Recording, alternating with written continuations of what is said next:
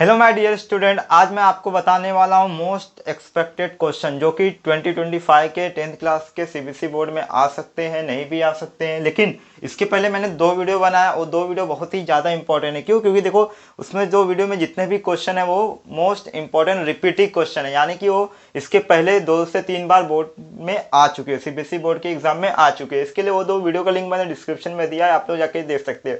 बहुत ही ज़्यादा इंपॉर्टेंट है, लेकिन ये भी क्या है, थोड़ा इंपॉर्टेंट है क्योंकि ऐसे एक्सपेक्ट है कि ये आ सकते हैं। और वो क्या है, रिपीटेड क्वेश्चन है, वो मतलब ऑलरेडी 2 से 3 बार आ चुके हैं। तो इसमें पहला क्वेश्चन मैं स्टार्ट करता हूँ। देखो क्या बोला, in the figure P A Q B and R C are perpendicular to A C. जो ये पी ए है, क्यू बी है और ये आर सी है, किसको परपेंडिकुलर है? ए सी को परपेंडिकुलर है। फिर इसके बाद prove that 1/x plus 1/z is equal to 1/y। ये हमें प्रूफ करना है, बहुत ही ईजी है, खाली अच्छे से देखो क्या करने का है। पहले तो क्या करोगे आप लोग, गिवन में ये लाइन लिख देना, P A Q B and R C are perpendicular to A C, ये लिख देना, मैं नहीं लिख रहा हूँ। फिर टू प्रूव में हमें क्या प्रूव करने का है, 1/x plus 1/z is equal to 1/y, ये हमें प्रूफ करने का है। तो पहले हम लोग ट्राइंगल लेंगे, 2 ट्राइंगल। कौन कौन सा ट्राइंगल लेंगे?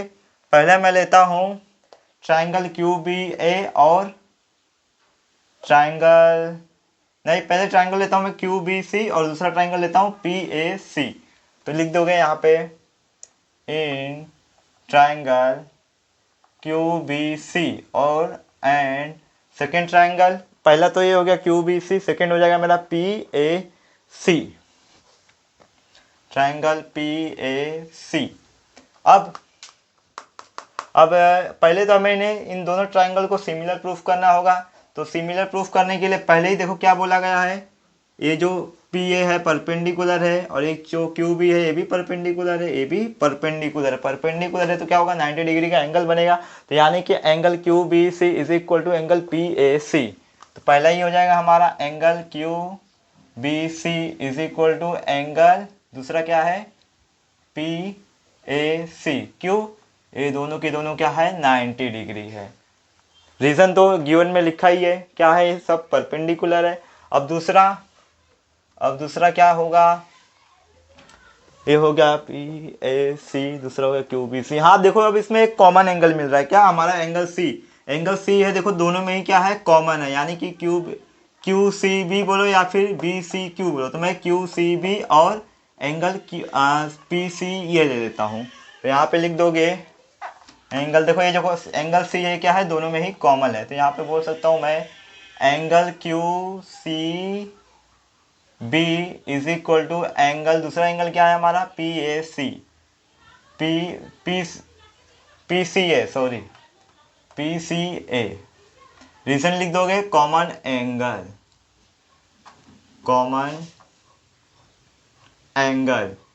अब देखो हाँ, यहाँ पे हमें 2 एंगल कॉन्ग्रुएंट मिल गए, पहला ये और दूसरा ये। तो यानी कि मैं एंगल टेस्ट ऑफ सिमिलरिटी से बोल सकता हूँ कि ये दोनों ट्राइंगल क्या है, एक दूसरे के सिमिलर है। तो मैं बोल सकता हूँ कि by angle test of similarity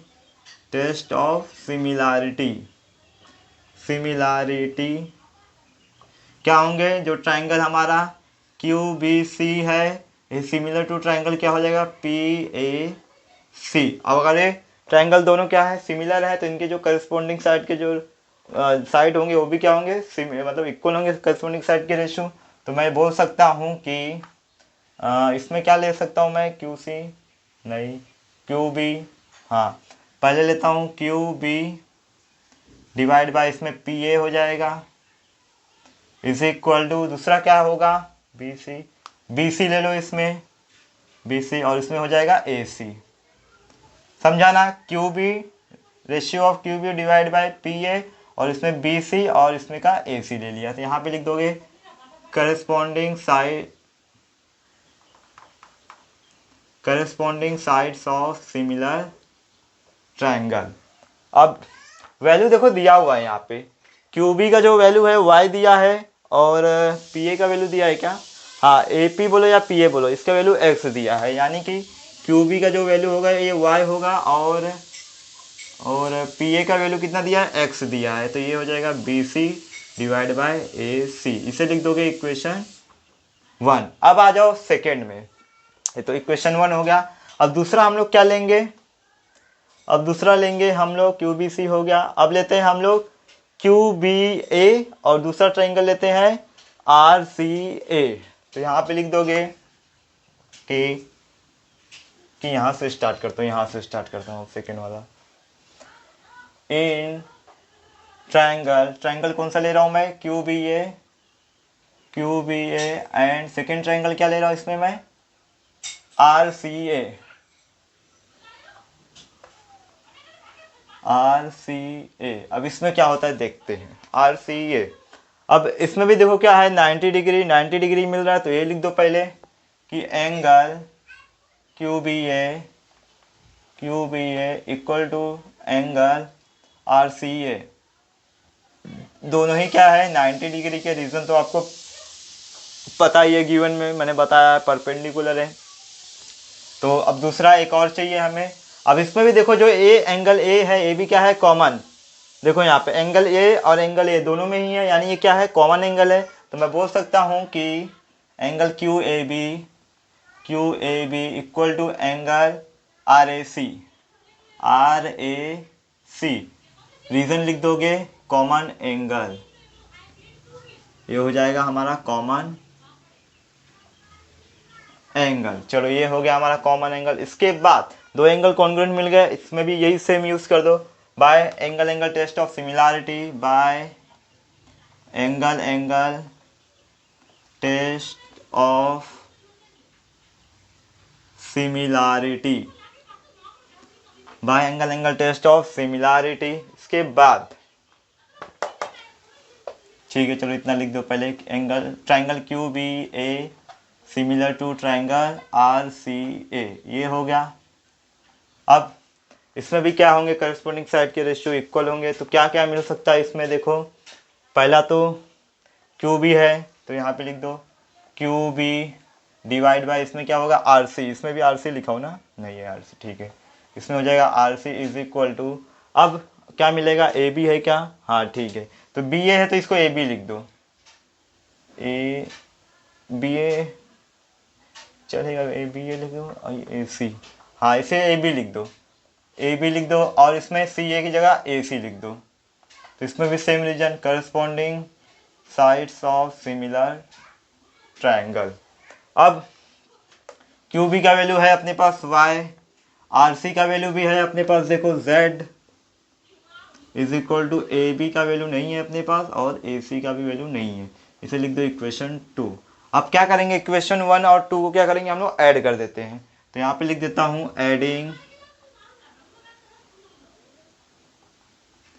adding equation 1 and 2।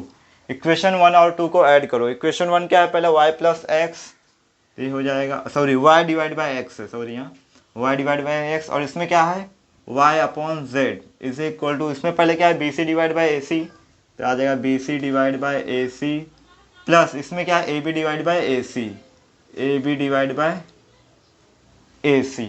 अब ध्यान से देखो y क्या है इसमें कॉमन है, मतलब सेम टू सेम है, इसको कॉमन ले लेता हूँ, y को मैं यहाँ कॉमन ले लिया, बचेगा क्या 1 divide by x plus 1 divide by z is equal to, अब देखो इनका जो बेस है सेम है, तो ये क्या हो जाएगा हमारा ऐसे ही हो जाएगा, बी ए सी हो जाएगा, और इन दोनों को ऐड कर दो, B C plus A B हो गया इतना। अब इसके बाद y, अभी इसको ऐसे ही रहने दो, इसको कुछ करो मत, अभी के लिए ऐसे ही रहने दो इनको, 1 upon z is equal to, अब देखो B C plus A B, B C plus A B किसके बराबर है, ए सी के बराबर है, ए सी किसके बराबर है, A B plus B C के, तो यहाँ पे क्या आ जाएगा हमारा ए सी आ जाएगा, डिवाइड बाय क्या है ए सी, यहाँ पे रीजन लिख देना अगर लिखना है तो, A C is equal to A B plus B C, जिनको नहीं समझ में आ रहा उनके लिए है। तो ए सी कैंसिल हो जाएगा, बचेगा 1, क्या बचेगा 1, तो यहाँ पे लिख दोगे y is equal to 1 divide by x plus 1 divide by z is equal to 1, 1 upon 1 ही होगा। अब ये y मल्टीप्लीकेशन में वहाँ डिवाइड में ले लो, तो क्या हो जाएगा 1 upon x plus 1 upon z is equal to, ये क्या है मल्टीप्लाई में यहाँ पे डिवाइड में आ जाएगा और यही हमें प्रूफ करना था, हेंस प्रूवेड। फिर a circle with center O and radius 8 cm is inscribed in a quadrilateral ABCD in which PQRS and S are the points of contact as shown in figure। देखो एक सर्कल है जिसका centre O है, जिसका radius कितना है 8 centimetre. ये चारों ही क्या हो जाएंगे 8 सेंटीमीटर हो जाएंगे। इस सर्कल को ना इंस्क्राइब किया गया है किसमें, एक क्वाड्रिलेटरल। क्वाड्रिलेटरल क्या है हमारा ABCD, और इसमें 4 पॉइंट ऑफ कांटेक्ट भी है। पॉइंट ऑफ कांटेक्ट पता है ना, जहाँ पे टेंजेंट और सर्कल का मतलब जिस पॉइंट पे एक दूसरे को सिंगल पॉइंट पे कॉमन पॉइंट पे टच करते हैं उसे हम लोग कहते हैं पॉइंट ऑफ कांटेक्ट। देखो ये टेंजेंट है और ये सर्कल सिंगल पॉइंट पे टच करे, इसे हम लोग बोलते हैं पॉइंट ऑफ कांटेक्ट। तो PQRS ये क्या है हमारे पॉइंट ऑफ कांटेक्ट है। फिर इसके बाद क्या बोला है कि if AD is perpendicular to DC, ये जो हमारा AD है ये क्या है DC के परपेंडिकुलर। अगर DC के परपेंडिकुलर है तो क्या होगा, ये 90 डिग्री का एंगल बनाएगा। फिर उसके बाद क्या है BC equal to 30 centimetre. BC कहाँ पे, देखो यहाँ पे। तो ये टोटल कितना है हमारा 30 सेंटीमीटर है टोटल BC।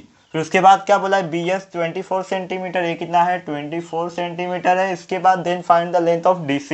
ये पूरा DC हमें फाइंड आउट करने का है। कैसे करेंगे, तो पहले आप लोग गिवन में लिख लेना।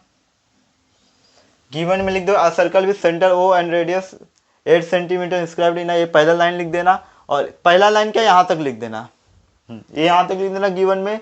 फिर उसके बाद लिख देना कि उतना लिखने के बाद लिख देना वी नो दैट, हमें क्या पता है, the tangent drawn from the external point to the circle are equal in length. The tangent drawn from external, बता रहा हूँ इसका मतलब external point to the circle are equal in length. देखो यहाँ पे ये क्या है एक्सटर्नल पॉइंट है और ये दोनों क्या है टेंजेंट है, और इन दोनों का जो लेंथ होगा इक्वल होगा सेम। इन दोनों का भी लेंथ, इन दोनों का भी लेंथ और इन दोनों का भी लेंथ क्या होंगे इक्वल होंगे। तो यहाँ पे लिख देंगे हम लोग कि जो हमारा DP होगा वो DQ के इक्वल होगा। तो लिख दोगे यहाँ पर देयरफॉर जो DP है वो किसके इक्वल है, DQ के इक्वल है सेम। और जो AP है वो AS के इक्वल होगा। जो AP होगा वो हमारा किसके इक्वल होगा, AS के इक्वल होगा। और इसके बाद जो BS होगा वो BR के इक्वल होगा। जो BS होगा वो BR के इक्वल होगा। फिर क्या बचा है, जो CQ होगा वो CR के इक्वल होगा। जो CQ होगा वो CR के इक्वल होगा। दूसरी बात, ये गिवन में ये भी लिख देना, जो ये वैल्यू दिया है ना BC और BS और AD is perpendicular to DC, given में इतना लिख देना। हाँ, इतना यहाँ तक लिख देना, नहीं तो आपको शॉर्टकट मारने आता तो इस्तेमाल कर लेना अपना शॉर्टकट। लेकिन ये लिख देना कि AD is perpendicular to DC और सर्कल विथ और रेडियस, ये सब लिख देना। अब रेडियस भी मैं बता देता हूँ यहाँ पे। रेडियस क्या है, देखो हमारा सेम सर्कल के रेडियस है चारों के चारों, तो यानी इनका जो लेंथ होगा वो भी सेम होगा, 8 सेंटीमीटर होगा। यानी OP, OS, OR और OQ क्या हो जाएंगे, ये रेडियस हो जाएंगे। तो यहाँ पे लिख दोगे कि OP is equal to OQ is equal to OS is equal to OR, कितना हो जाएगा 8 सेंटीमीटर। रीजन में लिख दोगे रेडियाई ऑफ सेम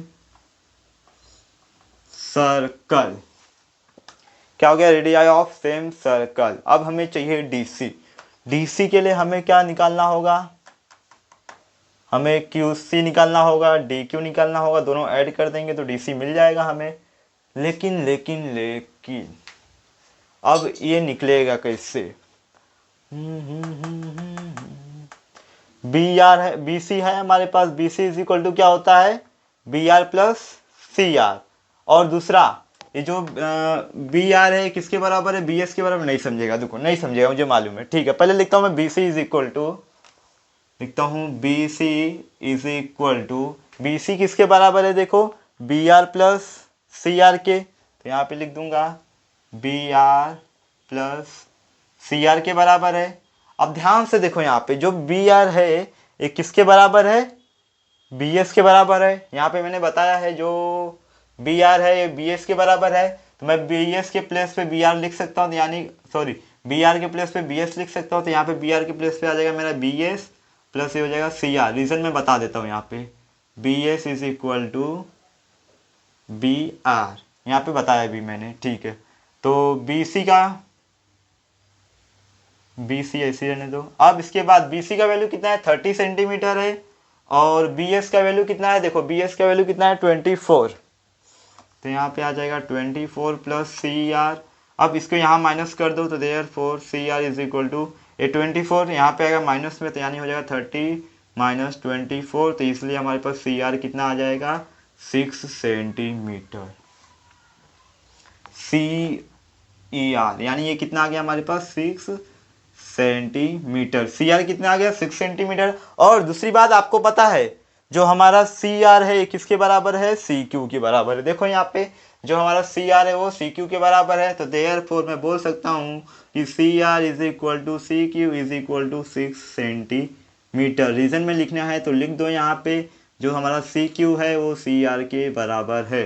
इतना हो गया, हमारे पास सी क्यू आ चुका है। अब क्या चाहिए हमें, डी क्यू चाहिए।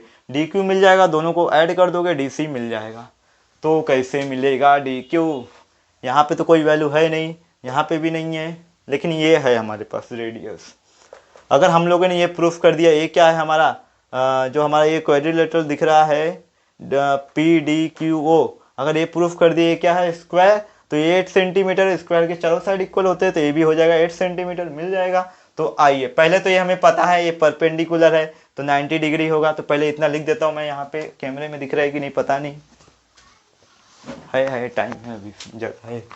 तो यहाँ पे लिख दोगे कि इन क्वाड्रिलेटरल, नहीं तो क्वाड्रिलेटरल शो करो, क्वाड्रिलेटरल क्या है हमारा डी क्यू ओ पी, नहीं तो पी डी क्यू ओ। इसमें क्या है, पहला तो ये आपको पता है एंगल जो पी डी क्यू है ये 90 डिग्री है, तो इसमें जो एंगल पी डी क्यू है ये क्या है 90 डिग्री। रीजन लिख दोगे यहाँ पे क्या बोला था मैंने, A D is perpendicular to D C, तो रीजन लिख दोगे A D is perpendicular to D C. समझ में आ गया। फिर इसके बाद अब ये एक एंगल मिला है दूसरा, ये तो आपको पता ही है रेडियस क्या होता है, टेंजेंट के परपेंडिकुलर होता है। ये रेडियस है, ये टेंजेंट है, तो ये भी परपेंडिकुलर होगा, ये भी परपेंडिकुलर होगा, ये दोनों भी एंगल हमें 90 डिग्री मिल गया। तो ये भी लिख दो यहाँ पे कि angle O P D equal to angle D Q O लिखूँ, डी क्यू ओ दोनों ही क्या होंगे 90 डिग्री। रीजन लिख दोगे radius is perpendicular to the, नहीं तो लिख दो कि radius and tangent are perpendicular to each other. Radius and tangent perpendicular to each other, इतना लिख देना। हाँ ये रीजन में आ जाएगा। अब क्या बचा है हमारे पास, सिर्फ और सिर्फ ए वाला बचा है पी ओ क्यू, यानी एंगल ओ बचा है, ये तीनों तो 90 मिल गया। अब इसके पास आपके पास दो ऑप्शन है, या तो बोल दो कि अपोजिट एंगल जो होते हैं क्वाड्रिलेटरल के इक्वल होते हैं, ये 90 है तो ये भी 90 होगा, या फिर इन तीनों को एंगल करके जो क्वाड्रिलेटरल का जो एंगल का सम होता है कितना होता है, पूरा सम होता है वो कितना होता है 360 होता है। ये 90 ऐड कर दो और उसमें से माइनस कर दो, 90 बच जाएगा, तो ये भी कितना हो जाएगा हमारा 90 हो जाएगा। तो इसको मैं क्या कहूँगा, यहाँ पे रुको, तो यहाँ पे लिख दूंगा देयरफॉर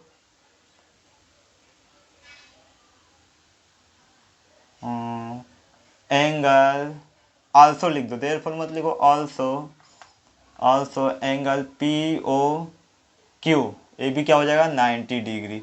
तो रीजन में लिखना है तो लिख सकते हो, नहीं तो मैं लिख देता हूँ कि sum of angle of quadrilateral all angle of, नहीं तो लिख दो sum of all angle of quadrilateral, sum of all angle of quadrilateral, ये लिख देना। हाँ, जो भी आपका लंबा सा एक स्टेटमेंट रहता है वो लिख देना, मैं शॉर्टकट में लिख दिया हूँ बस। फिर उसके बाद अब चारों ही एंगल क्या है 90 डिग्री है, यानी ये क्या है हमारा स्क्वायर है। क्या है? स्क्वायर है। अब ऐसे डायरेक्ट स्क्वायर नहीं बोल सकते। क्यों नहीं बोल सकते? क्योंकि जो रेक्टेंगल होता है उसके भी तो चारों एंगल 90 डिग्री के होते हैं। लेकिन इसमें एक चीज और हमें पता है, क्या? कि जो 8 सेंटीमीटर ये है, ए भी क्या है, दोनों ही है, तो हमें बोल सकते हैं फ्रॉम द फिगर, नहीं तो लिख दोगे कि we also know that, we also know that, क्या पता है कि जो dp है वो इक्वल टू dq है। अब ये दोनों साइड क्या है, इक्वल मिल गए, और 8 सेंटीमीटर ए बी रेडियस है, ए बी रेडियस है, ए बी लिख दोगे। एंड जो हमारा ये क्या है यार, OP and OQ, OP equal to क्या रहेगा, OQ। ए बी 8 सेंटीमीटर है, ए बी है, रेडियस है, तो ए बी इक्वल है, तो फिर बोल सकते हो फ्रॉम द एबो इंफॉर्मेशन, फ्रॉम द एबो इंफॉर्मेशन। अब एबो इंफॉर्मेशन में क्या आ जाएगा, ये इंफॉर्मेशन, और ये यहाँ से लेके यहाँ तक का सारा इंफॉर्मेशन से हमें पता चल रहा है कि जो हमारा ये क्या है, पी डी क्यू लिखा हो ना, P D Q O is a square, is a square. और आपको पता है जो स्क्वायर होते हैं उसके चारों साइड इक्वल होते हैं। अगर ए 8 सेंटीमीटर है तो ये भी डी क्यू भी क्या होगा, 8 सेंटीमीटर होगा। तो there four O P is equal to D Q is equal to 8 centimetre. अब हमारे पास